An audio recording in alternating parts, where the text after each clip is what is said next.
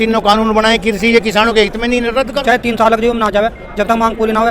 तो किसान जब शेर पैदा कर सकता है बॉर्डर पर लड़ने के लिए, तो शेर की भांति अपने अधिकारों को नहीं ले सकता। सरकार ने जो कानून बनाए उनको वो बनाने के बाद खुद शर्मिंदगी में क्या जरूरत है? जब किसान रात दिन चिल्ला रहा हो हमें नहीं चाहिए, हमें नहीं चाहिए, क्यों दे रहे हो भाई आप? रिलायंस हो या अंबानी हो या अंबानी हो, इनका तो बहिष्कार होना है और हो रहा है।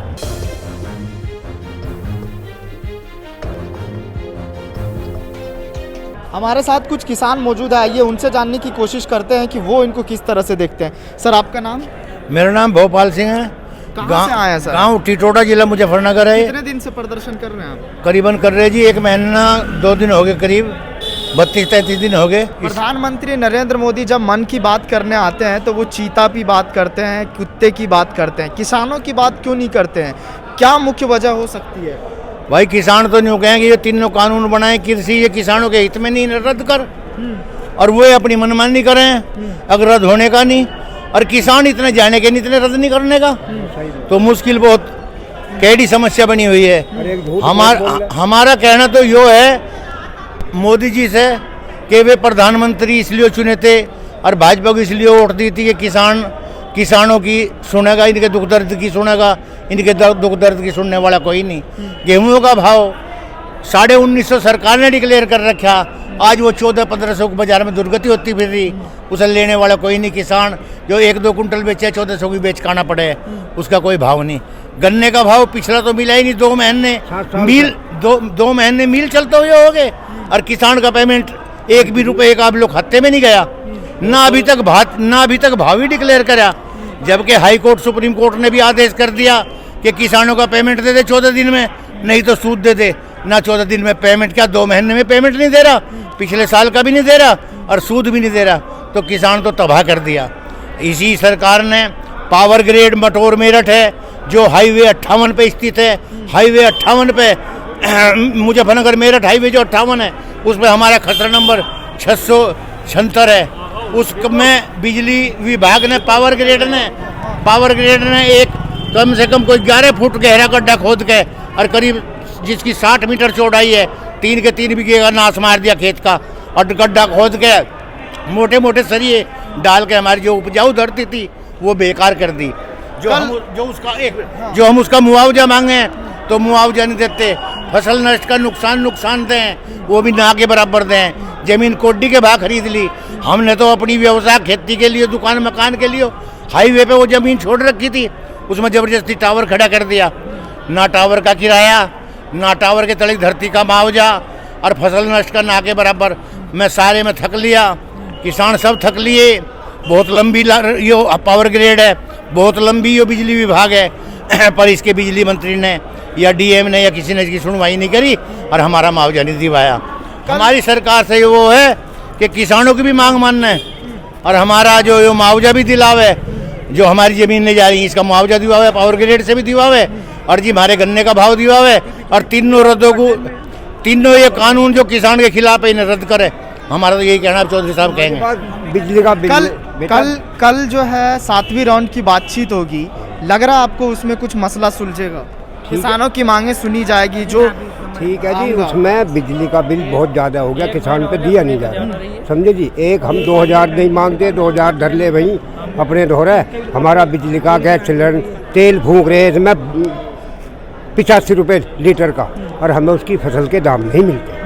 हमारा फसल का दाम ही नहीं मिलता, फसल का दाम नहीं मिलता, बस ये हमारा कहना। ठीक है, ये सरकार झूठ बोल रही, झूठ, इसके झूठे वादे बहुत करे पर झूठ बोल देते हैं।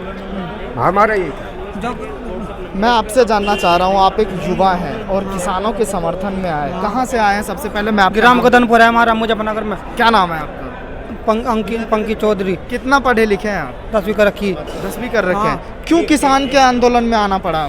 नु आना पड़ा ना, इनकी बेचारों की मांग पूरी ना कर रहे, नु आना पड़ा। चाहे 3 साल लग जाए ना जावे, जब तक मांग पूरी ना हो, ना गन्ने पर बढ़ते पैसे। बताओ, वो तो कह रहे हैं कि जो किसान कितना भी प्रदर्शन कर ले हमें कोई फर्क नहीं बढ़ाते जी गन्ने पे वैसे। अरे ये गाँव हमारे बिजली वाले सारे सब केबल काट का भग जा। बताओ, बिजली पे बढ़ा दिए पैसे, पेट्रोल डीजल पे बढ़ा दिए 5-5 रुपये। बताओ किसान क्या करे बेचारा, हमारे क्या करे बताओ। तो हमारे चैनल के माध्यम से मौजूदा सरकार से प्रधानमंत्री नरेंद्र मोदी से क्या कहेंगे आप? उनसे ये कह जी इनकी किसानों की बेचारों की पूरी मांग पूरी करे बेचारों की। किसानों की मांग। हाँ जी जो कहना चाहते हैं हम। हाँ जी इनकी बेचारों। सर आपका नाम, आप कहाँ से हैं? हमारा नाम मैं बुलंदशहर से आया हूँ। मेरा नाम सुरेंद्र पाल सिंह। कितने दिन से सर प्रदर्शन में हैं? मैं शुरू से ही हूँ जी, अच्छा शुरू से ही मैं चल रहा हूँ सर। मैं और आप बराबर आता ही रहूँगा और यहीं रहूँगा, मैं कहीं जाने वाला नहीं हूँ। किसानों की मांग अगर पूरी नहीं होती तब तक हम यहीं रहेंगे। ये मेरे भाई हैं, ये बुलंदशहर से ही हैं और हमने प्रण कर लिया जब तक ये लास्ट नहीं होगा हम यहीं बराबर बने रहेंगे। सरकार देखते हैं कब तक अब किसानों की मांगों को नहीं मानती है, अंततः मानना पड़ेगा। किसान ऐसे हटने वाले हैं नहीं। तो किसान जब शेर पैदा कर सकता है बॉर्डर पर लड़ने के लिए, कुछ शेर की भांति अपने अधिकारों को नहीं ले सकता। लेकिन किसान झुकने वाला। लेकिन भारतीय जनता पार्टी के नेता, विधायक, मंत्री कह रहे हैं कि ये किसान है ही नहीं, इसमें खालिस्तानी लोग हैं, नक्सली है, मवादी है। कैसे देख रहे हैं? तो वो सरकार ने जो कानून बनाए उनको वो बनाने के बाद खुद शर्मिंदगी में, अब शर्मिंदगी से बचने के लिए कुछ ना कुछ तो उनको प्रोपेगेंडा तैयार करना ही पड़ेगा। हाँ। वो प्रोपेगेंडा बना के तैयार कर रहा है। मुझे तो ये लगता है इलेक्ट्रॉनिक मीडिया हो या प्रिंट मीडिया हो, बराबर उनकी खबरों को तवज्जो दे रहे हैं। किसान की खबर को तवज्जो दे ही नहीं रहे। अब सबको पता है कि किसान के ये जो बिल बने एक भी बिल हित में नहीं है।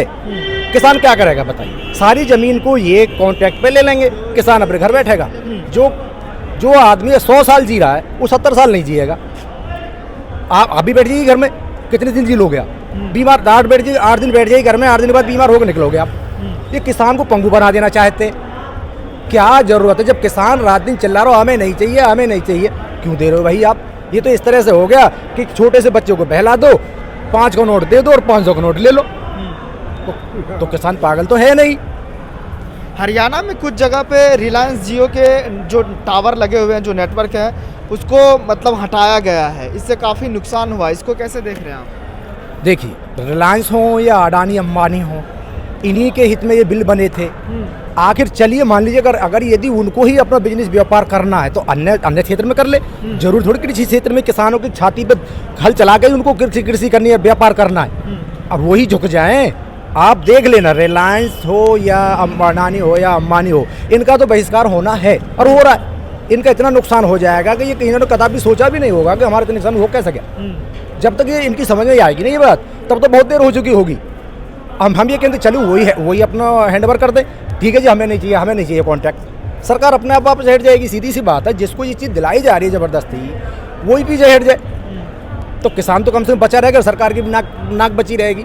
अगर वो नहीं झुकनी चाह रही है तो भाई किसान तो अपने हक की लड़ाई लड़ रहा है। तो आप ज़बरदस्ती किसी को कैसे चोरी का थैला मैं तुमको थमा लूँ, तुम थमा लोगे क्या? इसी तरह से ये ज़बरदस्ती उनके कानून को हमारे सिर पर लाद के खेती उनको दे रहे हो, तो किसान कैसे जिएगा? बताइए, जिएगा? आप जियोगे? आपकी नौकरी छीन किसी और को दे दें तो आप कैसे घर चला लोगे? नहीं चला पाओगे। बिल्कुल। चलिए, बहुत शुक्रिया हमसे बातचीत करने के लिए। ये वीडियो अगर आपको पसंद आया हो तो इसे लाइक करें, कमेंट करें, शेयर करें और हाँ, हमारे चैनल को सब्सक्राइब करना ना भूलें ताकि देश विदेश से जुड़ी खबरें आप मिस ना करें, क्योंकि कोरोना काल में 2 गज दूरी, मास्क है जरूरी। नमस्कार।